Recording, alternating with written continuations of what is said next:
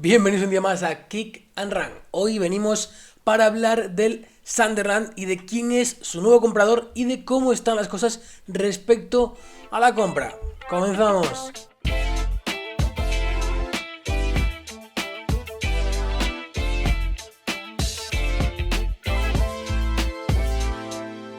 Bueno, para empezar, para quien esté perdido en la selva durante esos últimos 4 años, el Sunderland es un equipo inglés, por supuesto, que descendió desde Premier a League One en 2 añitos. En 2017 descienden a Championship y en 2018 descienden a League One, donde se encuentran todavía ahora mismo. En ese tiempo, el Sunderland firma con Netflix por un documental en el que pasarán toda la temporada. En principio iba a ser una única temporada, en la que grabarían cómo los Black Cats volvían a resurgir y avanzaban en su vuelta a Premier. Al final acabó siendo una temporada horrible y grabando como una segunda temporada en la que se mantenían en League One. Grabaron de todo. Tenéis en Netflix, totalmente gratuito. Gratuito. Si pagáis Netflix es gratis. A partir de ahí todo es gratis. Tenéis una serie de 2 temporadas, de 2 temporadas, muy muy interesante, en la que no tapan nada. Desde fichajes rotos, partidos de mierda, borracheras de jugadores, expulsiones de entrenadores, de todo. De todo, es una auténtica locura. Hay una cosa muy interesante en la segunda temporada en la que una de las personas de las que vamos a hablar hoy, uno de los directivos de los que vamos a hablar hoy más adelante, compra a Will Wright en el Deadline Day, después de estar 4 o 5 horas en contacto con ellos, por 3 millones, si no recuerdo mal ahora mismo. Es una auténtica locura. Os recomiendo muchísimo que la veáis si es que aún no la habéis visto. Así que eso por descontado. Pero vamos a hablar hoy de quién es el nuevo comprador de el Sunderland. En este caso tenemos a el joven de 23 años, madre rusa, padre francés, Kirill Louis Dreyfus. Es que creo que se llama así. No sé si es francés, no sé de dónde cojones es el nombre, pero me gustaría darle un toque afrancesado. Criado en Marsella, estudió en Yorkshire, gestión deportiva, y en el campus de Richmond International Academic and Soccer Academic, para todo ese tema de la dirección de un club, para lo que se va a dedicar a día de hoy. Es el hijo, si no os habéis dado cuenta, del expropietario del Olympique de Marsella entre el 96 y 2009, si no me equivoco.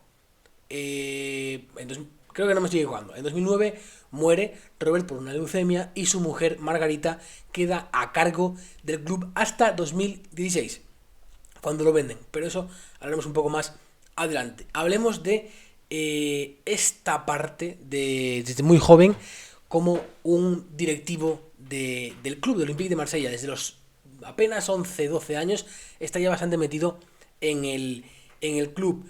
Tras la muerte de su padre, Kirill se interesa muchísimo por ello y por cómo se maneja el club. Aún viviendo en Francia, Kirill conduce habitualmente, digamos, un carrito de golf en el campus de entrenamiento del Olympique de Marsella, en el que lleva al personal del campus pues a todo, vaya, quiero decir.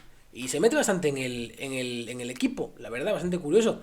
A partir de ahí, el padre colocó en su momento a Vincent Labrun como un vínculo entre el club y él mismo y el propietario, para no tener que estar cada poco yendo al club y poder tener a alguien allí que hablara con él y le contara cómo estaban las cosas. En este caso es Vincent Labrun, como yo os dije. Este hombre es el primero que le da acceso al club de su familia, básicamente. En momentos, como él mismo dice, es un invitado habitual a las negociaciones con jugadores, transferencias con otros clubes y todo. Siempre está ahí. Un chavalito, en 2011 ha empezado a pasar esto, un chavalito de 13 años. O sea, con 13 años ya estaba por ahí bastante. Así que tenemos un hombre, un chaval que conoce más o menos cómo pasan y cómo funciona un club desde dentro. En 2012 su madre, en una entrevista, habla de cómo educan a sus hijos. Básicamente se basa directamente en enviarlos a diferentes sitios. En este caso, en Brasil tienen la plantación o fábricas de la familia. Louis Dreyfus es una organización bastante famosa y bastante antigua, pues, sobre todo agraria, y en Brasil tienen centralizada más o menos sus fábricas. También viajes a Singapur, donde estuvo un año internado, y a Rusia, donde está la familia por parte de madre. En 2015, Kirill, ya con 15 años más o menos, viaja habitualmente a Marsella para ver al equipo. Incluso llega a recordar cuando vio los octavos de final de Champions entre el Olympique de Marsella y el Inter. Lo recuerda como un momento muy emotivo para él. El club de su padre ganando al Inter de Milán en ese momento debió ser algo bastante imponente, y sobre todo con el ambiente que hay en el Velodrome. En 2016 el club se vende. En este momento Kirill está ya en Singapur internado. Aún así, su madre decide vender el club y el señor Frank Marcourt, según dice él, adquiere el 95% del Olympique de Marsella en una fiesta. No sé cómo funciona esto.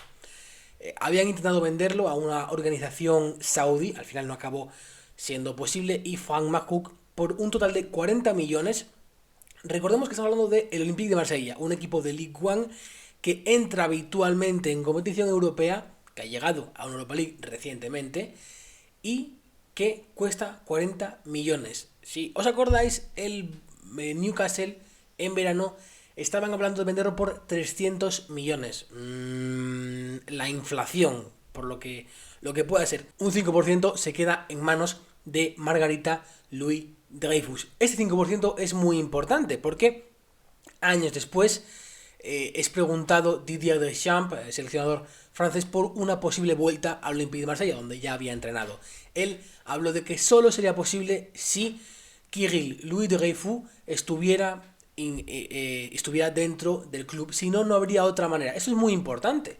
Estamos hablando de que jugadores como Benjamin, no sé qué jugadores se han hablado, Benjamin Mendy, quiero recordar, otros jugadores franceses, los conocen y tienen bastante buena relación entre ellos, parece ser. Así que hablamos de un dueño o una persona, básicamente, que tiene bastantes comunicaciones con otros jugadores y que, pues, no es un subnormal. Podemos, a partir de ello, creo que es una buena base. No ser un subnormal para manejar un club de fútbol es una buena base.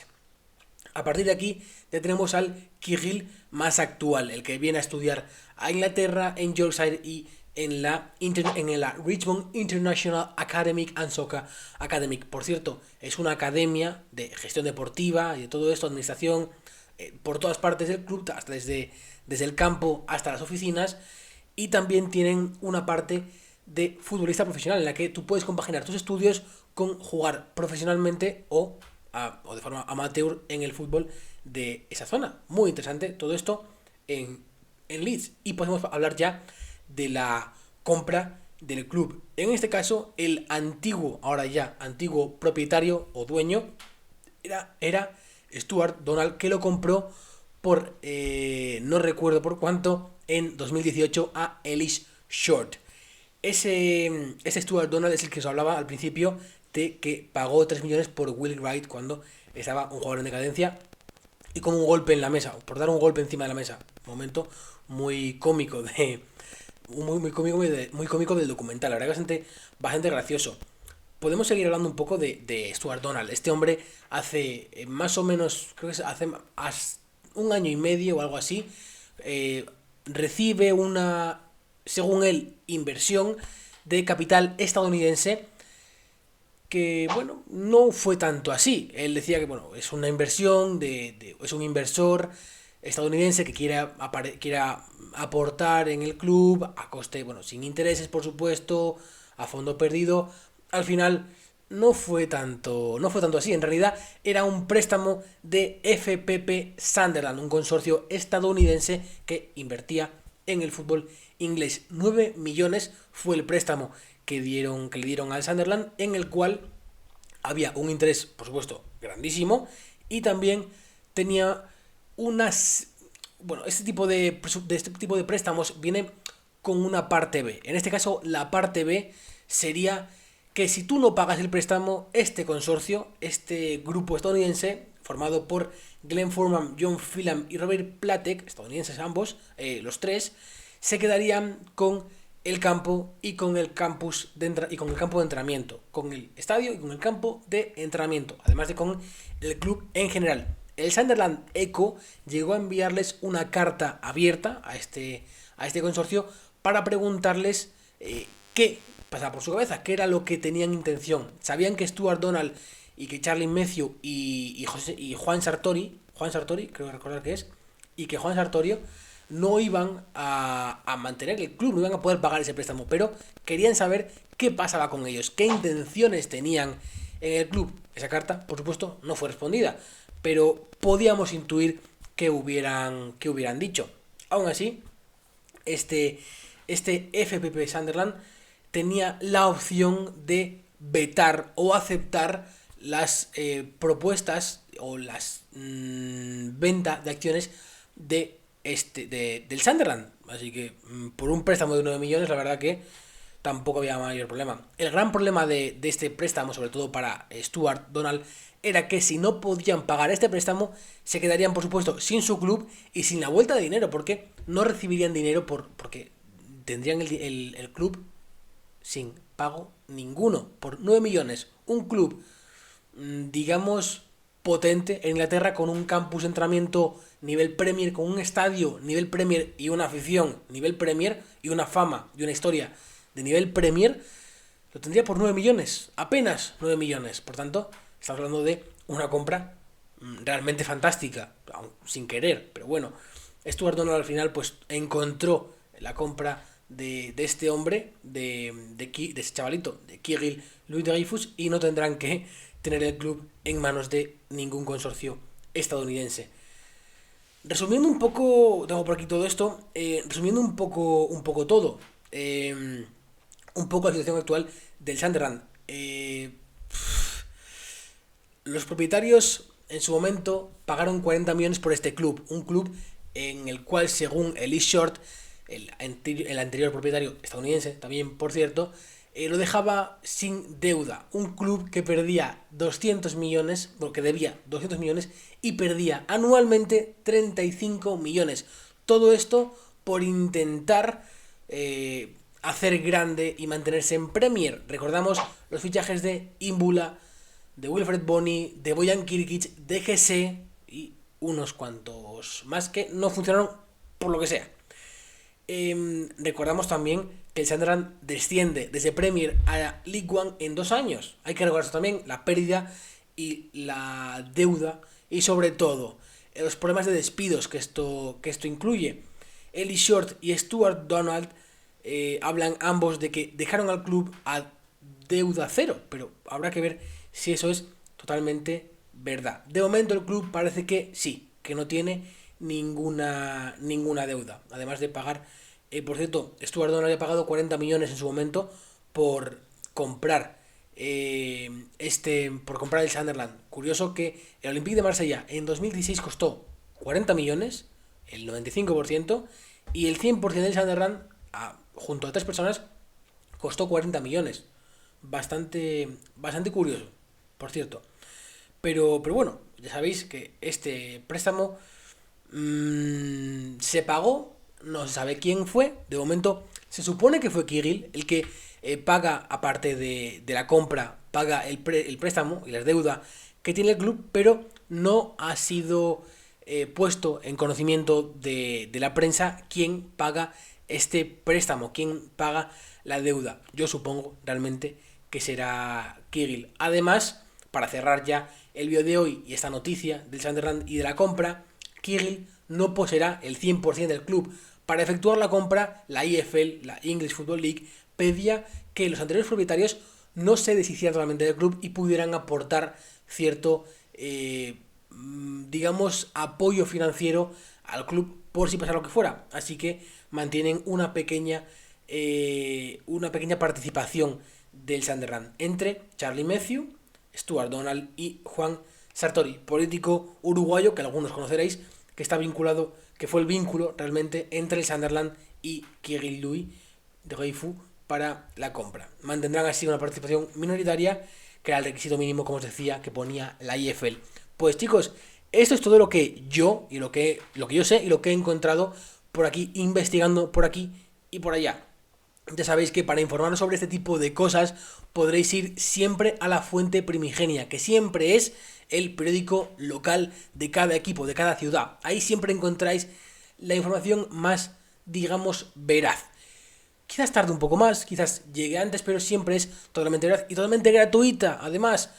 Así que siempre podéis ir allí a buscar la información. Por ejemplo, con el Sunderland Echo he encontrado cosas que no había en otros sitios, así que siempre os digo, por ejemplo, en Sunderland tenemos el Sunderland Echo, en Leicester tenemos el Leicester Mercury, por cierto, y más habrá por Manchester y por Leeds, por supuesto, seguramente. Así que siempre por ahí encontráis allí la mejor forma de informaros. Además, Google tiene la opción de traductor, así que no os quejéis porque no tenga la opción, porque esté en inglés. Podéis traducirlo y generalmente siempre tiene una buena traducción. El contexto a veces falla, pero siempre tiene por ahí. Yo, chicos, me despido, espero que os haya interesado. Dejadme aquí abajo que os ha parecido el vídeo, esta pequeña investigación que he hecho sobre el Sunderland. Y nada más, yo me despido, soy Adrián Bernárez, esto es Kick and Run. Adiós. Antes de nada, déjame darte las gracias por llegar hasta el final del vídeo. Aquí abajo tienes mis redes sociales para estar siempre atento a cuando subo vídeo. Aquí arriba te dejo el canal, link directo, para que te puedas suscribir y ver más vídeos. Aquí abajo tienes un par de links directos para que veas un vídeo u otro. Ambos están relacionados. Y nada más, déjate un like si es que aún no lo has dejado. Y muchísimas gracias por apoyarme en este proyecto. Hasta pronto.